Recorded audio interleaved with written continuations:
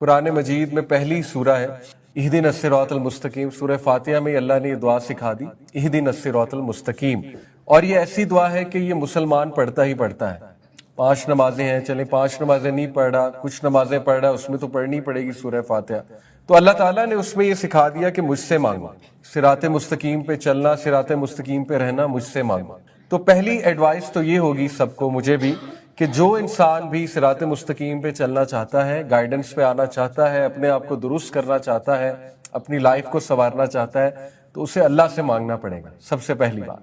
اور وہ یہی ہے کہ اردو میں مانگیں، عربی میں مانگیں، جیسے بھی مانگیں، جو دعا آتی ہے، بس اللہ کے سامنے یہ بات رکھیں کہ اللہ اب میں گائیڈنس کی طرف آنا چاہتا ہوں، آنا چاہتی ہوں، اپنی لائف کو سدھارنا چاہتا ہوں، تو مجھے گائیڈ کریں۔ یہ پہلی بات ہے اوبویسلی۔ اس کے بعد پوائنٹ نمبر 2 ہے ارادہ۔ ارادہ اگر ویک ہے، if there is no will to change، تو پھر کوئی بھی دنیا کی طاقت آپ کو چینج نہیں کرا سکتی، کیونکہ آپ جتنی مرضی ٹائم مینجمنٹ کی بکس پڑھ لیں، بٹ اگر آپ کا ارادہ ہی نہیں ٹائم مینیج کرنے کا، یا آپ ڈائٹ پہ جتنی مرضی بکس پڑھ لیں لیکن ڈائٹ کرنے کا ارادہ ہی نہیں ہے، تو کچھ نہیں ہو سکتا، صرف نالج انف نہیں ہوتا ہے۔ تو اس ارادے کے بارے میں ایک آیا آپ کو سناتا ہوں کہ اللہ تعالیٰ اس انسان کے بارے میں کیا کہتا ہے جو ارادہ کر لیتا ہے اصل میں تبدیل ہونے کا، اس کے حوالے سے کیا خوشخبری ہے۔ وَالَّذِينَ جَاهَدُوا فِينَا لَنَهْدِيَنَّهُمْ سُبُلَنَا وَإِنَّ اللَّهَ لَمَعَ الْمُحْسِنِينَ وَالَّذِينَ جَاهَدُوا فِينَا، جو کوئی بھی ہمارے رستے میں جہاد کرے گا، یعنی ارادہ کر کے اس کے بعد چلنا شروع کرے گا، ایک سٹیپ لے گا تو میں 10 سٹیپس آؤں گا، حدیث میں آتا ہے نا، تم ایک سٹیپ لو میں 10 سٹیپس آؤں گا، تم واک کر کے آؤ میں دوڑ کر آؤں گا، یہ صحیح بخاری کی حدیث ہے، ٹھیک ہے۔ تو جو کوئی بھی جہاد کرنا شروع کر دے گا، کوشش کرنا شروع کر دے گا، کوئی جیسچر دکھا دے گا، جیسے مثال کے طور پہ اب کوئی کہتا ہے میں نے گناہ چھوڑنا ہے، تو اس کو کوئی جیسچر بھی تو دکھانا ہے نا۔ جیسچر یہ کہ جیسے جس گناہ میں وہ تھا اس کے لیے کوئی میکنزم ڈیولپ کرتا ہے کہ چلو میں بچ جاؤں، یا اس کو جس دن بہت زیادہ خواہش ہو رہی ہے اس دن وہ گناہ نہ کرے، تو یہ جیسچر ہو گیا اللہ کی طرف، ٹھیک ہے۔ تو جو کوئی بھی یہ پہلا جیسچر دکھائے گا، جو کوئی بھی کوشش کرے گا، لَنَهْدِيَنَّهُمْ سُبُلَنَا، ہمارا وعدہ ہے ہم اس کو گائیڈ کریں گے اپنے رستوں کی طرف۔ اچھا، یہاں پہ اللہ نے راستہ نہیں کہا، رستے کہا ہے، رستے کہا ہے۔ اس کی تفسیر پتہ ہے کیا ہے؟ اس کی تفسیر یہ ہے کہ اللہ اس کے لیے ایک نہیں 100 رستے کھولے گا جس سے وہ گائیڈنس کی طرف آ سکتا ہے، یعنی 1 نہیں، 2 نہیں، 3 نہیں، 4 نہیں، 10 کھولے گا، 10 سے بھی زیادہ کھولے گا۔ اللہ انشور کرے گا کہ اب وہ بندہ گائیڈنس پہ آئے کسی بھی طرح۔ مے بی اللہ کوئی دوست اس کا ایسا بنا دے گا دیندار، مے بی کوئی کلاس میں لے آئے گا اللہ، مے بی کوئی اسکالر اٹیچ کر دے گا، مے بی اسے حج اور عمرے پہ لے جائے گا، مے بی اللہ تعالیٰ جو ہے وہ اسے کوئی گناہ کی نفرت ڈال دے گا، گناہ ڈیلے کروا دے گا۔ یعنی اللہ کے لیے کیا مشکل ہے، اللہ کے لیے راستے ہی راستے ہیں، ٹھیک ہے۔ تو سبلنا کہ رستے ہی رستے کھول دے گا اللہ تعالیٰ اس کے لیے، ٹھیک ہے۔ وَإِنَّ اللَّهَ لَمَعَ الْمُحْسِنِينَ، بے شک اللہ تعالیٰ محسنین کے ساتھ ہے۔ محسنین وہی ہیں جو ارادہ کرتے ہیں۔ تو دوسرا پوائنٹ ہے کہ ارادہ اسٹرانگ کرنا پڑے گا، صرف یہ انف نہیں ہے کہ میں نے چینج ہونا ہے، ٹھیک ہے، ارادہ نیڈس ٹو بی دیئر۔ اس کے بعد تیسرا بہت خوبصورت جو ہمیں اللہ تعالیٰ نے گائیڈ لائن بتائی، ہم سٹیپ بائی سٹیپ چل رہے ہیں۔ جو انسان چینج ہونا چاہتا ہے، کنسسٹنٹ رہنا چاہتا ہے، اس کو قرآن سے جوڑنا پڑے گا۔ That's it, no other answer, کوئی اور آنسر نہیں ہے، کیونکہ قرآن کہتا ہے اِنَّ هَٰذَا الْقُرْآنَ يَهْدِي لِلَّتِي هِيَ أَقْوَمُ، بے شک یہ قرآن آپ کے سامنے آیت ہے، indeed this Quran guides to that which is most suitable، یہ قرآن اس طرف تمہیں گائیڈ کرتا ہے جو بہت اقوم، یعنی کہ سوٹیبل بھی ہے، اسٹریٹ بھی ہے، سیدھی راہ کی طرف چلانے کے لیے قرآن سے پاورفل اور کوئی کلام نہیں، اور کوئی کتاب نہیں، اور کوئی فارمولہ نہیں۔ تو کیا ثابت ہوا؟ you have to turn to the قرآن، آپ کو قرآن سے گائیڈ لائن لینی چاہیے، آپ کو یہ ڈھونڈنا چاہیے قرآن اس کے بارے میں کیا کہتا ہے، اور قرآن سے مراد حدیث بھی ہے کہ رسول اللہ صلی اللہ علیہ وسلم جو بولتے تھے وہ بھی وہی ہے، رائٹ۔ تو یس، آپ کو نبی صلی اللہ علیہ وسلم کے اقوال اور قرآن کی طرف ٹرن کرنا پڑے گا، لیکن قرآن is so powerful, so powerful. سورہ کہف کی طرف بھی اگر آپ روشنی ڈالیں، میں آپ کے سامنے سورہ کہف کی آخری ورس اگر رکھوں، یہ اتنی ایموشنل ورس ہے، اگر ہم اس پر غور کریں۔ اللہ تعالیٰ کہتے ہیں کہ یہ آخری جملہ سنا رہا ہوں، فَذَكِّرْ بِالْقُرْآنَ مَن يَخَافُ وَعِيدِ، یعنی یہ ایک ایسا پیغام ہے اللہ کی طرف سے پوری انسانیت کو۔ اللہ کہتے ہیں کہ پس اے نبی، جو کوئی بھی ہدایت چاہتا ہے تو اس کو تم ریمائنڈ کراؤ میرے قرآن کے تھرو، جو کوئی بھی ہدایت چاہتا ہے مجھ سے ڈرنے والا ہے۔ فَذَكِّرْ بِالْقُرْآنَ مَن يَخَافُ وَعِيدِ، جو کوئی بھی وعید چاہتا ہے، نصیحت چاہتا ہے، تو اس کو تم پھر میرا قرآن سناؤ، ٹھیک ہے. تو یہ اٹس ویری ایموشنل کہ وہ بندہ تڑپ رہا ہے قرآن کے لیے، اور جیسے ہی قرآن اس کے سامنے آئے گا یا قرآن کی کوئی ورس اس کے سامنے آئے گی تو اس کے آنسو جاری ہو جائیں گے. اور ایسا کئی بار ہوتا ہے، کئی بار ہوتا ہے. بڑے بڑے لوگوں کو میں نے دیکھا ہے اپنی زندگی میں، یعنی وہ گناہوں میں ڈوبے ہوتے ہیں اور انہیں قرآن سنایا جاتا ہے، اور قرآن کی ایک ورس سنتے ہیں، رونے لگ جاتے ہیں، پھوٹ پھوٹ کے رونے لگ جاتے ہیں، ایز اف کہ وہ انتظار کر رہے تھے اس ورس کا، ایز اف وہ انتظار کر رہے تھے کہ مجھے یہ امید ملے. تو قرآن سے زیادہ پاورفل اور کچھ نہیں ہو سکتا. ٹھیک ہے. تو تیسرا اللہ نے جو میتھڈ بتایا کہ ٹرن ٹو دا قرآن، اگر تمہیں گائیڈنس چاہیے قرآن کے ساتھ جڑ جاؤ، کچھ بھی کر کے جڑ جاؤ. ٹھیک ہے. Fourth is very emotional again اور ویری امپورٹنٹ کہ اوائڈ سنس. ہدایت اور سیدھے رستے پہ چلنے میں سب سے بڑی رکاوٹ گناہ ہے. کلا بل ران علی قلوبہم ما کانوا یکسبون. اللہ کہتے ہیں نہیں، رادر ان کے دل پر ایک پردہ ہے.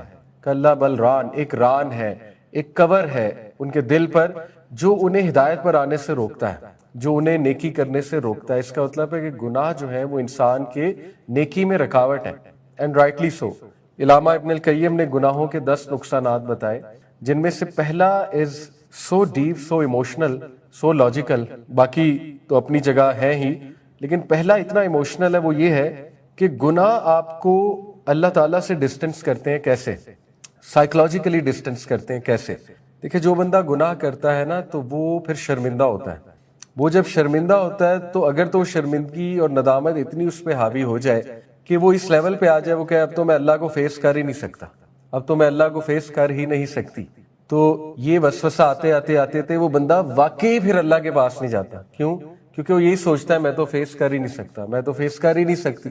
تو پھر اس کا دل بھی نہیں کرتا قرآن سننے کا، نماز پڑھنے کا، اللہ سے دعا کرنے کا، کیونکہ وہ اس نتیجے پہ پہنچ جاتے ہیں کہ میں نے تو اتنے گناہ کر لیے ہوئے ہیں کہ اب تو میں فیس ہی نہیں کرنا چاہتا، نہ کرنا چاہتی ہوں، کیونکہ مجھے پتا ہے میں اگر نیک عمل کر بھی لوں پھر بھی میں نے گناہ ہی کرنا ہے. At the end of the day میں نے جب گناہ ہی کرنا ہے، گناہوں کی طرف ہی جانا ہے، تو فائدہ کیا؟ تو دین اگین اوبیسلی یہ شیطان کا وسوسہ ہے. تو اس لیے اللہ تعالیٰ ہمیں وارن کرتے ہیں کہ گناہوں سے پلیز بچو. باقاعدہ اللہ تعالیٰ جو ہے وہ جھنجھوڑ رہا ہے، انسان کو بتا رہا ہے. تو چوتھا سٹیپ ہے کہ گناہوں سے پوری کوشش کریں بچنے کی. دیکھیں، سٹارٹ سمال، اپنے ایسے گناہ نوٹ کریں جو اس لسٹ میں آتے ہیں حدیث کی روشنی میں جن سے اللہ کی ناراضگی آتی ہے. ٹھیک ہے. ایسے گناہ کی لسٹ ہے باقاعدہ جس سے اللہ کی ڈائریکٹ ناراضگی آتی ہے، اللہ کی رعایت آتی ہے، اور حقوق العباد بھی ہے اس میں، ان گناہوں میں چغلی ہے، بیک بائٹنگ ہے. ٹھیک ہے نا. باقی پرسنل جو سنز ہے نا، میں آپ کو ویسے ایک بات بتاؤں، قرآن مجید میں آپ دیکھیں جتنی قوموں کو اللہ نے تباہ کیا ہے نا، یا جتنے لوگوں کو اللہ نے تباہ کیا ہے، فرعون اور قارون اور باقی جتنے لوگ تھے، تو ان کے بارے میں یہ نہیں کہا وہ گناہوں میں پڑے ہوئے تھے، ان کے بارے میں کہا ہے کہ وہ باغی ہو چکے. باغی ہونے میں اور گناہ کرنے میں بڑا فرق ہے. ٹھیک ہے نا. گناہ تو سب کرتے ہیں، لیکن بغاوت یہ ہے کہ ایک بندہ گناہ کو وہ بھی کرے، ڈیفینڈ بھی کرے کہ میں بالکل ٹھیک ہوں، اس میں کیا مسئلہ ہے. تو باغی نہیں بننا چاہیے انسان کو. ٹھیک ہے. تو گناہوں سے بچنا یہ چوتھا ہے، کیونکہ گناہ ہدایت میں اور اللہ کی تابعداری میں رکاوٹ ہے بہت بڑا. تو جتنی ٹرائی بیسٹ کریں گناہوں سے بچنے کی، بچنا چاہیے. ٹھیک ہے. اس کے بعد بہت خوبصورت ہمیں فارمولہ قرآن نے بتا دیا. 5th سٹیپ ہے سورہ توبہ آیت نمبر 119. اللہ تعالیٰ کہتے ہیں یا ایھا الذین آمنوا اتقوا اللہ وکونوا مع الصادقین. اے لوگوں جو ایمان لائے ہو، اللہ کا تقوی اختیار کرو اور دیکھو ان کے ساتھ رہو جو کہ سچ بولنے والے ہیں، سچے ہیں، نیک ہیں، یعنی نیک لوگ ہیں. ان شارٹ اس سے کیا اخذ ہوا؟ Good company, رائٹیس company. اگر آپ ہدایت پر چلنا چاہتے ہیں تو رائٹیس کمپنی ضروری ہے، اچھی کمپنی ضروری ہے، اچھے لوگوں میں بیٹھنا ضروری ہے، پازیٹیو لوگوں میں. تو ان کے ساتھ بس جڑ جاؤ، be with them, that's it. آپ ان کے ساتھ اٹھو بیٹھو گے، انشاءاللہ تعالیٰ ان کا بڑا امپیکٹ آئے گا آپ کے اوپر اور بڑی تبدیلی آئے گی. اس کے بعد 6th step is also very important. سورہ محمد ورس نمبر 17 بھی آپ کے سامنے رکھتا ہوں، اور پھر سورہ کہف. 7th سٹیپ ہے کہ جتنا علم ہے اس پہ عمل شروع کر دو. جتنا بھی علم ہے اس پہ تو عمل کرنا شروع کریں نا، کیونکہ جتنا آپ عمل کریں گے اتنا اللہ تعالیٰ گائیڈنس میں اور انکریز کرے گا. والذین اہتدوا زادہم ھدی وآتاہم تقواہم. اللہ تعالیٰ کیا کہتے ہیں؟ اور وہ جو کہ گائیڈ کیے گئے ہیں، اللہ تعالیٰ ان کو مزید اضافہ کرتا ہے ہدایت میں، اور اللہ تعالیٰ ان کو تقویٰ عطا کرتا ہے. تو اس سے اسکالرز نے پوائنٹ اخذ کیا کہ اصل میں اس سے مراد یہ ہے کہ جو لوگ عمل شروع کر دیتے ہیں ऑटोमेटिकली अल्लाह ताला मजीद इजाफा कर देता है गाइडेंस में और सिरात मुस्तकीम पे चलाना शुरू कर देता है उन्हें। इसकी दलील एक और भी है, वो मैं आपके सामने रखता हूँ। सूरह कहफ, असहाब कहफ के बारे में अल्लाह ताला क्या बयान करते हैं, इन्नहुम फित्यतुन आमनु बिरब्बिहिम वज़िदनाहुम हुदा। ये आया आयत नंबर 13। ए नबी, बेशक वो चंद नौजवान थे, इन्नहुम फित्या, बेशक वो चंद नौजवान थे, आमनु बिरब्बिहिम, जो अपने रब पर ईमान ले आए थे, वज़िदनाहुम हुदा, and we increase them in guidance, तो हमने उन्हें गाइडेंस में इंक्रीज किया। स्कॉलर्स कहते हैं कि इसकी तफसीर ये है कि जैसे आपके सामने एक पोस्टर आया किसी क्लास का या कोई अनाउंसमेंट हुई और आप उसमें आ जाते हैं, तो ये एक स्टेप है अल्लाह को शो करना कि आप गाइडेंस चाहते हैं, या आप कोई लेक्चर सुन लेते हैं ऑनलाइन, कुछ भी कर लेते हैं ऐसा जो एक जेस्चर है अल्लाह को, तो उसके बाद फिर अल्लाह ताला उसमें इजाफा करते हैं और शौक पैदा करते हैं आप में, आपको अल्लाह ताला रूहानियत देते हैं, तकवा अता करते हैं, वगैरह वगैरह। ठीक है, तो ये अल्लाह का वादा है कि जब तुम एक्शन लेना शुरू करोगे तो हम उसमें इजाफा करते जाएंगे। तो एक्शन लें जितना भी पता है, इस बात का वेट ना करें कि पहले मुझे पूरा दीन पता लगे फिर मैंने एक्शन लेना है, या पहले वो परफेक्ट मौका आ जाए कि मैं गुनाह छोड़ूं फिर मैं एक्शन लूंगी। कुछ लोग इस धोखे में रहते हैं, वो ये कहते हैं कि जब तक मैं ये गुनाह ना छोड़ दूं तब तक मैं नमाज नहीं शुरू कर सकता। तो ये बिल्कुल इस तरह है जैसे एक बंदा कहे कि जब तक मैं मैला होना नहीं छोड़ देता तब तक मैं नहा नहीं सकता। तो ये एक वो है, पैराडॉक्स है, इट्स अ पैराडॉक्स ये जुमला, कि जब तक मैं गुनाह नहीं छोड़ देता तब तक मैं नमाज नहीं पढ़ सकता। पॉइंट इज के नमाज, इन्ना सलाता तन्हा अनिल फहशाई वल मुनकर, नमाज नहीं तो गुनाह छुड़वाना। पॉइंट इज के नमाज नहीं तो धोना है, नमाज नहीं तो मैल उतारना है। तो यू कैन नॉट से कि मैं तब बात लूंगा, मैं तब नहाऊंगा जब मैं गंदा होना छोड़ दूंगा। तो जब आप गंदा होना छोड़ देंगे तब तो आप साफ हैं, तब बात लेने की क्या जरूरत है, इट डजंट मेक सेंस। तो इसलिए कुछ लोग शायद इस धोखे में होते हैं कि वो उस परफेक्ट मौके का इंतजार कर रहे थे। नहीं, आप जितना कर सकते हैं आप शुरू कर दें, करना शुरू कर दें। और हर एक की अपनी स्ट्रगल है, हर एक की अपनी जर्नी है।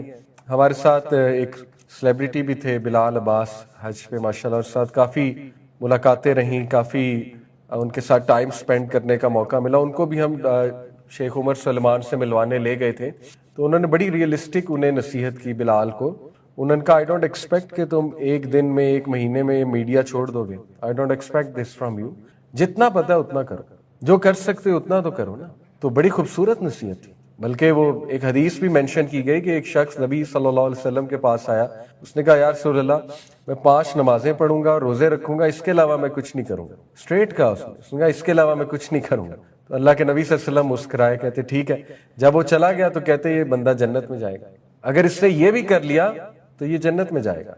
तो वो हदीस भी कोट करके फिर बताया गया कि हर एक की अपनी जर्नी है। सो कुछ लोग के लिए शायद बड़ा मुश्किल हो एक गुनाह से निकलना, तो अल्लाह ताला हर एक को मुख्तलिफ अंदाज में मार्किंग करता है, रिलेटिव मार्किंग है। आप कोशिश तो इंशाल्लाह शुरू करें ना, कोशिश शुरू करें। हु नोज कि अल्लाह ताला को आपकी कोशिश पसंद आ जाए। ठीक है, तो 6 जो है वो क्या है कि जितना पता है उतना तो अमल करें। 7 जो है वो बड़ा खूबसूरत पॉइंट है कि दीन के इल्म के साथ जुड़ें। उसकी वजह यह है कि अल्लाह कुरान मजीद में कहते हैं कि बेशक तकवे वाले वो हैं जो इल्म वाले हैं, तकवे वाले वो हैं जो इल्म वाले हैं। इससे क्या साबित होता है कि इल्म जो इंसान हासिल करता है, इल्म के साथ जुड़ता है, तो इंशाल्लाह इल्म उसे तकवे में ही इंक्रीज करता है। और ये आप खुद नोटिस करेंगे कि जब आप दीन के इल्म के साथ जुड़ेंगे तो डेफिनेटली आपका तकवा अल्लाह ताला की तरफ से खुद इंक्रीज होगा। Yes, there will be good and bad days, ups and downs आएंगे, लेकिन ओवरऑल इंशाल्लाह जब आप जरा जूम आउट करके देखेंगे तो आप पहले से बेहतर हुए होंगे। ठीक है, जूम आउट टेक्निक बड़ी अच्छी टेक्निक है, वो मैं आपको बता देता हूँ। जूम इन टेक्निक, जैसे आप इस टेबल को जूम इन करके देखेंगे आपको इसमें 1000 खामियां नजर आएंगी। यहाँ से फिनिशिंग अच्छी नहीं, यहाँ से पेंट उतरा हुआ है, ठीक है ना, यहाँ से टेढ़ी है, ये वाला पाँव ज्यादा बड़ा है, ये वाला पाँव ज्यादा छोटा है। लेकिन जब आप दूर से जूम आउट करके इस टेबल को देखेंगे अच्छी लगेगी। ठीक है, ये एक टेबल है और अच्छी है और इससे काम हो रहा है। तो जब आप अपनी लाइफ को भी जूम आउट करके देखेंगे इंशाल्लाह आपको नजर आएगा कि नहीं, मैं पहले से बेहतर हूँ, मेरी गुनाह की फ्रीक्वेंसी पहले से कम है, मेरी डार्क थॉट्स की फ्रीक्वेंसी पहले से कम है, पहले बहुत ज्यादा थी, दीन पर आके दीन पर अमल करके कम है। तो ये मत समझिएगा बिल्कुल ही गायब हो जाएगी, क्योंकि अल्लाह ताला आजमाते हैं हर इंसान को, हर बंदे की डिफरेंट आजमाइश है। कुछ लोग सेहत से आजमाए जाते हैं, कुछ किसी गुनाह से आजमाए जाते हैं, कुछ लोग किसी एडिक्शन से आजमाए जाते हैं, कुछ लोग प्यारों से आजमाए जाते हैं, کچھ لوگ اولاد سے آزمائے جاتے ہیں, کچھ لوگ اسپاؤس سے آزمائے جاتے ہیں. تو اللہ کو بہتر پتہ ہے کس کو کیسے آزمانا. تو اس لیے 100% تو شاید ہماری لائف میں چیزیں ٹھیک نہ ہوں, لیکن الحمدللہ ریسٹ ایشورڈ دین پر آ کے آپ کو پرسپیکٹو ملے گا, نیکی کر کے آپ کو سکت ملے گی, اسٹرینتھ ملے گی, آپ کو آگے بڑھنے کی ایک طاقت ملے گی انشاءاللہ تعالیٰ, اور بھی بہت سی چیزیں, ذہنی سکون, اور انشاءاللہ مسئلہ بھی حل ہو جائے. دین کے علم کے ساتھ جڑنا یہ بڑا ضروری ہے, اور علم میں سر فہرست قرآن ہے, پھر سیرہ ہے, حدیث ہے, یو نو اٹ. علم سے میری کیا مراد. Number 8, keep asking. اللہ سبحانہ و تعالیٰ سے کنسسٹنسی مانگے. کنسسٹنسی کی دعا یہ ہے, ربنا لا تزغ قلوبنا بعد اذ ہدیتنا وہب لنا من لدنک رحمہ انک انت الوہاب. اے ہمارے رب, لا تزغ قلوبنا, ہمارے دلوں کو پھیر نہ دینا, بعد اذ ہدیتنا, اور جبکہ آپ ہمیں ہدایت دے چکے ہیں, وہب لنا من لدنک رحمہ, اور grant us from yourself, اپنی طرف سے ہم پر مرسی کو بسٹو کر دیں, رحمہ, انک انت الوہاب, بے شک آپ بانٹنے والے ہیں, بے شک آپ بسٹو کرنے والے ہیں, آپ دینے والے ہیں. یہ دعا بہت ضروری ہے. اور حضرت ام سلمہ کہتی ہیں رسول اللہ صلی اللہ علیہ وسلم سب سے زیادہ جو دعا پڑھتے تھے وہ کون سی تھی؟ یا مقلب القلوب ثبت قلبی علی دینک. اور ایک شیخ ہیں, شیخ باجوڑ, ایپک مسجد کے امام ہیں امریکہ میں, سیرین ہے, بڑا پیارا بولتے ہیں. تو وہ روتے روتے انہوں نے ایک حدیث سنائی, رونے لگ گئے. کہتے کہ انس بن مالک رضی اللہ عنہ کو رسول اللہ صلی اللہ علیہ وسلم نے کہا انس آئی ایم وریڈ اباؤٹ. تو وہ اتنا روئے.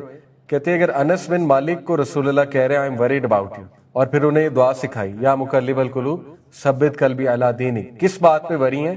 کہ مطلب میں وریڈ ہوں تمہارے بارے میں کہ میرے جانے کے بعد یا جب تم کہیں ادھر ادھر جاؤ گے تو ایسا نہ ہو کہ تمہارا دل نہ پھر جائے. مطلب obviously صحابہ کے بارے میں شک نہیں کیا جا سکتا, بٹ رسول اللہ کو یہ وری تھی اپنے صحابہ کے بارے میں.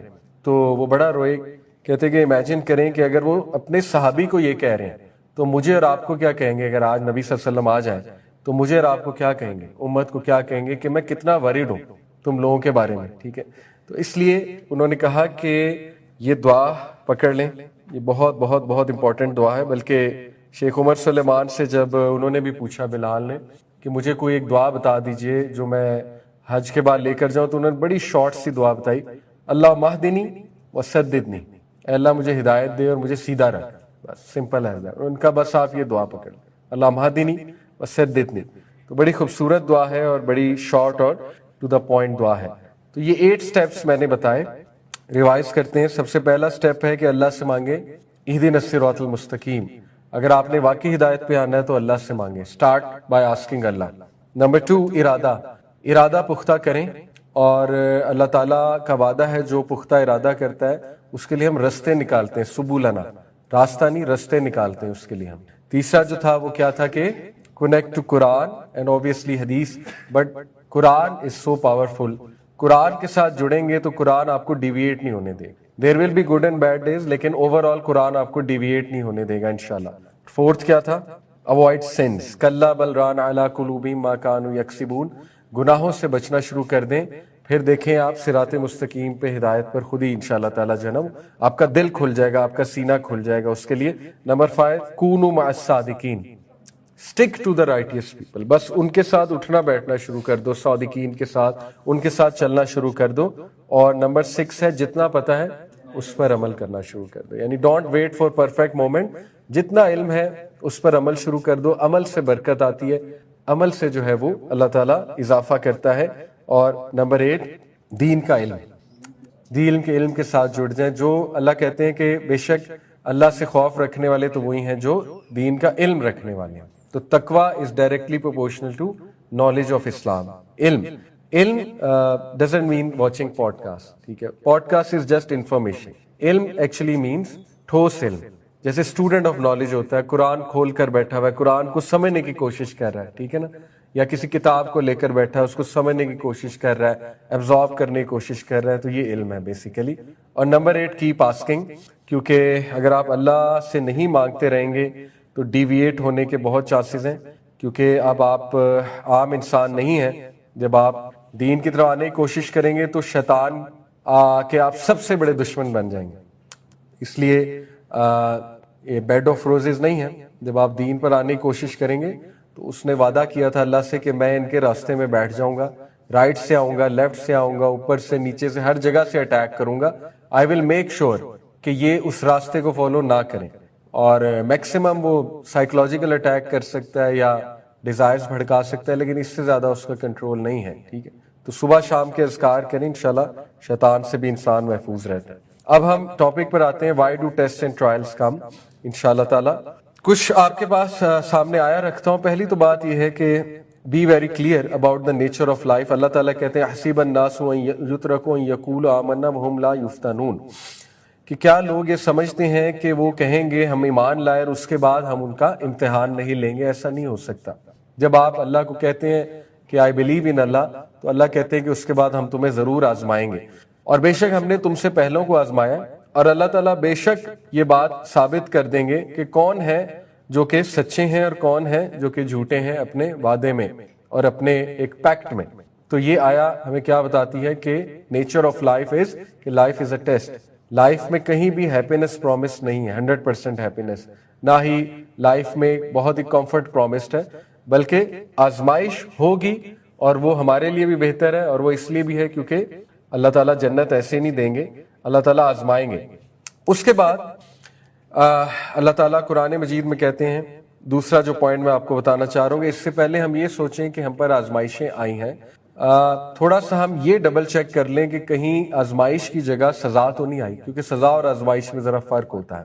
سزا اس وجہ سے آتی ہے اپنے اعمال کی وجہ سے, اور اس کے بارے میں کچھ آیات آپ کے سامنے رکھتا ہوں. سورہ الشورى کی آیت نمبر 30 ہے, وما اصابکم من مصیبت فبما کسبت ایدیکم ویعفو عن کثیر. اور جو کوئی بھی ڈیزاسٹر, مصیبت تم پر آتی ہے, جو کوئی بھی مصیبت تم پر آتی ہے, وہ تمہارے اپنے ہاتھوں کی پیدا کی ہوئی ہے, تمہارے اپنے ہاتھوں کی پیدا کی ہوئی ہے. ٹھیک ہے, بڑی اچھی بات راجہ ضیاء بھائی نے حج پہ ایک لیکچر میں بتائی, آپ کے سامنے رکھتا ہوں. انہوں نے کہا کہ جو یونیورسل لاز ہے نا, لا آف گریوٹی جیسے ایک یونیورسل لا ہے, جتنے بھی یونیورسل لاز ہیں ان کا ریزلٹ بھی فوراً آتا ہے, اور وہ آئیز کے سامنے ویزیبل بھی ہوتے ہیں. فار ایگزامپل, یہ موبائل اگر میں اوپر سے نیچے پھینکوں گا تو یہ فوراً نیچے گرا ہے, ریزلٹ فوراً آیا. ٹھیک ہے, اور آپ نے دیکھا بھی ہے. تو یونیورسل لاز جو ہیں وہ نظر بھی آتے ہیں اور ان کا ریزلٹ بھی فوراً آتا ہے. شریعہ لاز جو ہے نا, ضروری نہیں ہے ان کا ریزلٹ فوراً آئے اور وہ دکھیں بھی. فار ایگزامپل, ایک بندہ ایک گناہ کرتا ہے, ضروری نہیں فوراً ریزلٹ آ جائے. فوراً ریزلٹ آنے لگ گیا تو کوئی زندہ ہی نہیں بچے گا. قرآن میں اللہ کہتے ہیں کہ اگر ہم تمہیں فوراً پکڑنے لگ جائیں تو ایک بھی انسان دنیا میں زندہ نہ بچے. جیسے فار ایگزامپل, آپ کو گناہ کرنے لگے, اللہ آپ کا ہاتھ پیرالائز کر دے فوراً. آپ چگلی کرنے لگے, اللہ تعالیٰ آپ کی زبان جو ہے وہ کاٹ دے, تو کوئی بھی نہ بچا. رائٹ, اس لیے یو نیور نو کہ اس کا افیکٹ کب آتا ہے. جیسے آپ نے کسی کا دل دکھایا, ہو نوز اگلے سال افیکٹ آئے اس کا, اگر آپ نے معافی نہیں مانگی, اگر آپ نے حقوق العباد میں کمی کی. اسی طرح آپ نے ماں باپ کو ستایا ہے, ہو سکتا ہے فوراً رزلٹ نہ آئے, جب آپ ماں باپ بنے پھر رزلٹ آئے. ٹھیک ہے, اور زیادہ تر ایسے ہوتا ہے. اسی طرح ہو سکتا ہے کہ آپ نے اولاد کے ساتھ کچھ برا کیا, فوراً رزلٹ نہ آئے لیکن بعد میں جا کے رزلٹ آئے. ٹھیک ہے, تو یو نیور نو. اس لیے یہ ایسا ٹاپک ہے کہ انسان کو بس ڈرتے ہی رہنا چاہیے کہ کچھ ہو نہ جائے, اللہ معاف کرے. اور یہ اس حوالے سے بھی بڑا ٹیکنیکل چیز ہے کہ یہ چیز نظر نہیں آتی, اندر ہی اندر پتہ نہیں کیا ہو رہا, آپ کو کیا پتا. ایک بندہ کیا پتا انگزائٹی سے گزر رہا ہے, اب انگزائٹی اتنی ویزیبل نہیں ہوتی ہے, نہ اس کی ریزن اتنی ویزیبل ہوتی ہے. ٹھیک ہے, لیکن ہو سکتا ہے کہ آپ کو انگزائٹی اس لیے ہو گئی ہے کہ آپ نے لوگوں کو بڑا تنگ کیا تھا, کو پچھلے سال یا اس سے پچھلے سال آپ نے کسی کا جینا حرام کیا تھا, تو اب آپ کو انگزائٹی ہونا, یعنی it's not a visible result. ٹھیک ہے, انگزائٹی مشکل ہے میجر کرنا, ویزیبل ہونا بہت مشکل ہے. اس لیے یو نیور نو کہ جو انسان گناہ کرتا ہے نا, اس کے بارے میں اسے ڈرتے رہنا چاہیے, ڈرتے رہنا چاہیے. اتنا زیادہ وہ نہیں ہو جانا چاہیے, کمفرٹ میں نہیں آ جانا چاہیے کہ یار رزلٹ ہی نہیں آیا, رزلٹ ہی نہیں آیا. یعنی اتنا زیادہ خوش نہیں ہونا چاہیے کہ میری تو پکڑ ہی نہیں ہو رہی, میری تو پکڑ ہی نہیں ہو رہی, کیے جاؤ کیے جاؤ کیے جاؤ.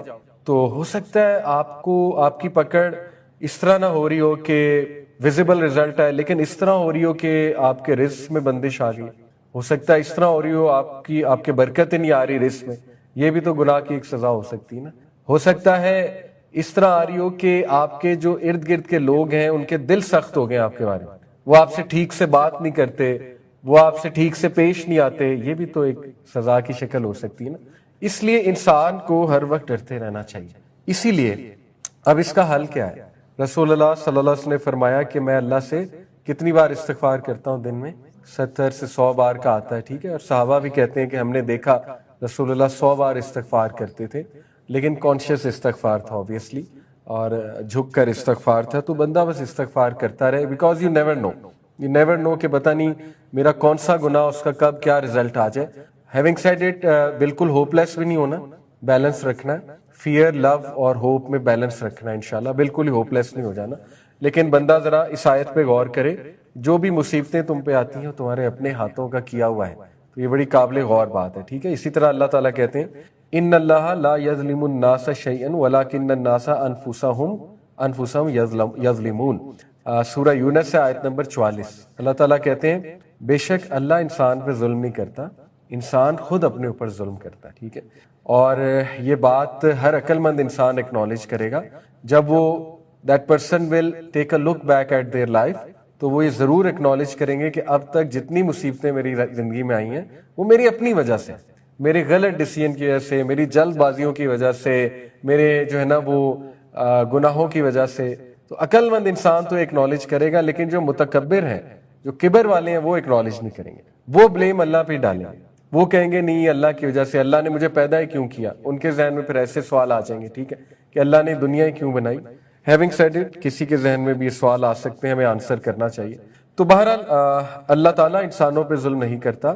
بے شک انسان جو ہے وہ خود اللہ رب العالمین پہ ظلم کرتے ہیں غلط سے. مصیبت آپ کو پین میں ڈالتی ہے. ٹھیک ہے. ٹیسٹ جو ہے نا وہ عارضی پین میں ڈالتا ہے، اور اس کے بعد آپ کو پرسپیکٹو مل جاتا ہے اور آپ دیکھ لیتے ہیں کہ مجھے بڑا فائدہ ہوا ہے اس آزمائش سے. ٹھیک ہے. مصیبت جو ہے نا وہ آپ کو بریک کرتی ہے.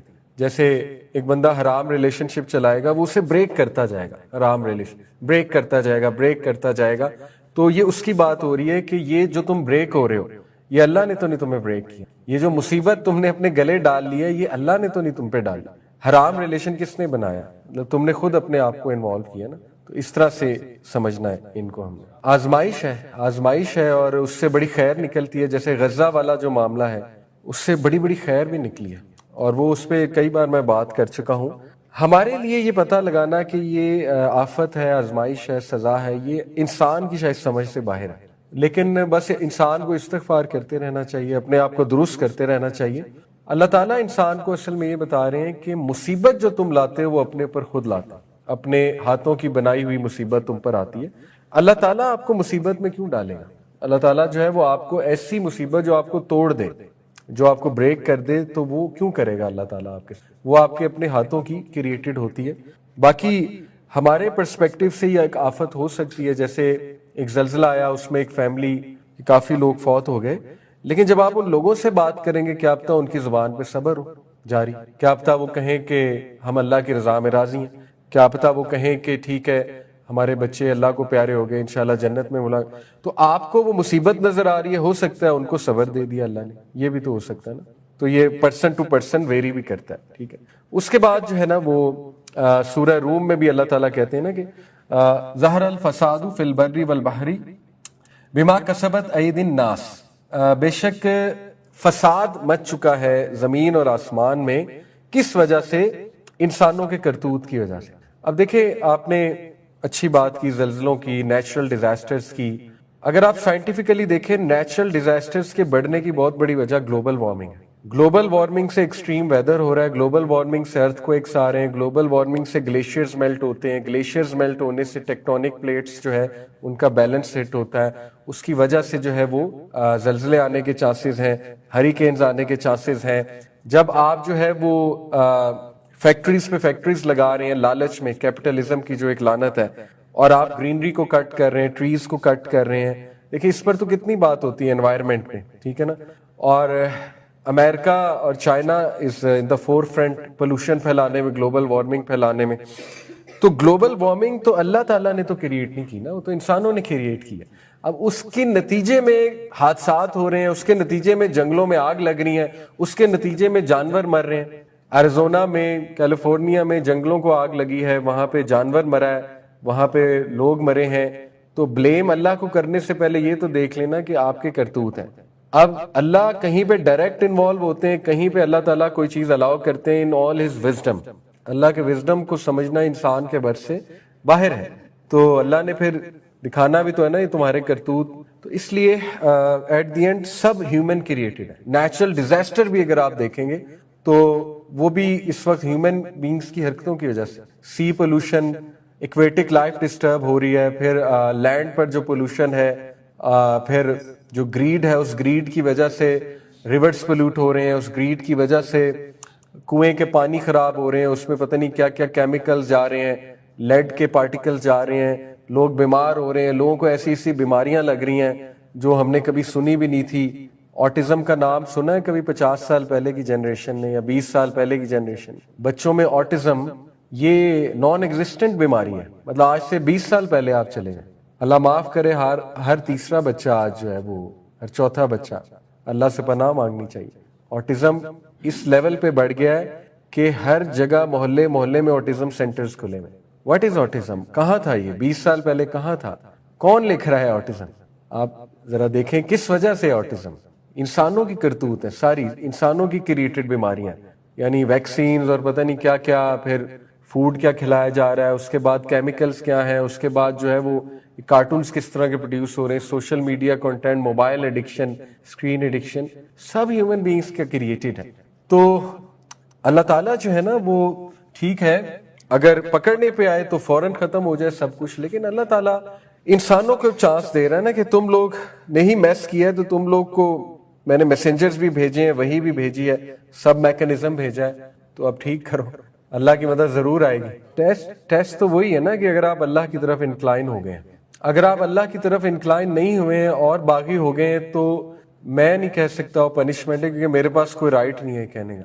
ہو نوز وہ بھی ٹیسٹ ہو نوز بعد میں آ جائے, تو ہمارے پاس رائٹ نہیں ہے یہ ڈکلیئر کرنے کا پنشمنٹ ہے کہ ٹیسٹ ہے. لیکن ہاں قرآن و حدیث میں کچھ ایسے سائنس ملتے ہیں جس سے یہ پتہ لگایا جا سکتا ہے کہ ٹیسٹ ہے کہ سزا ہے.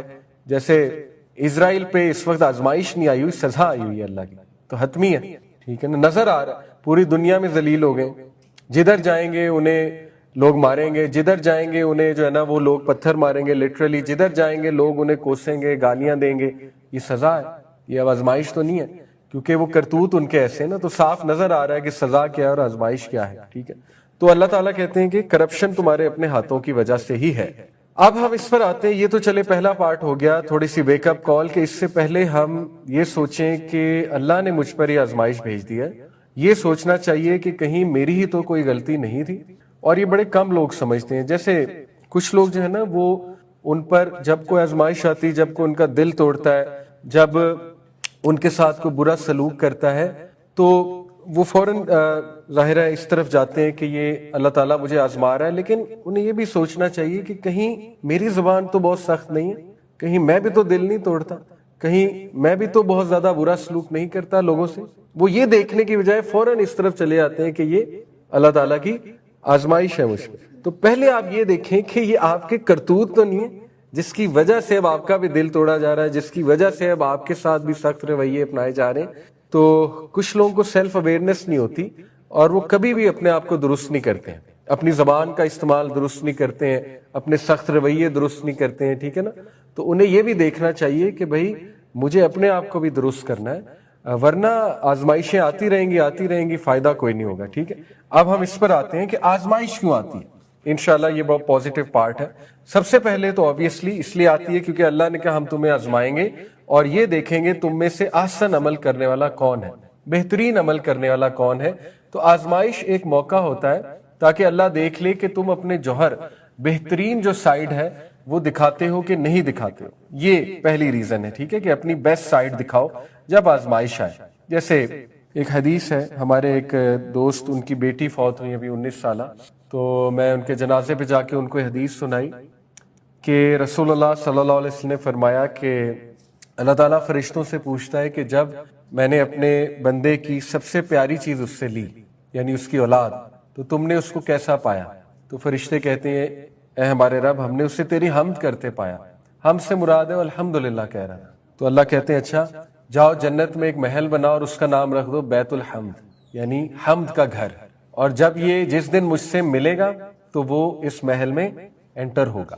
تو یہاں سے کیا ثابت ہوا سبحان اللہ کہ ہر آزمائش اور ہر مشکل جو ہے اس پر جو بندہ مطلب اچھا ایٹیٹیوڈ دکھا دیتا ہے، اچھا ایٹیٹیوڈ سے مراد نہیں کہ روئے نہ، افسردہ ہی نہ ہو، وہ تو ان نیچرل ہے، ٹھیک ہے رو بھی رہا ہے، افسردہ بھی ہے، لیکن شکوہ نہیں کر رہا، احسن عمل یہ ہوا، ٹھیک ہے، اس موقع پہ شکوہ نہیں کر رہا، تو بس بیت الحمد بن جائے گا انشاءاللہ تعالی۔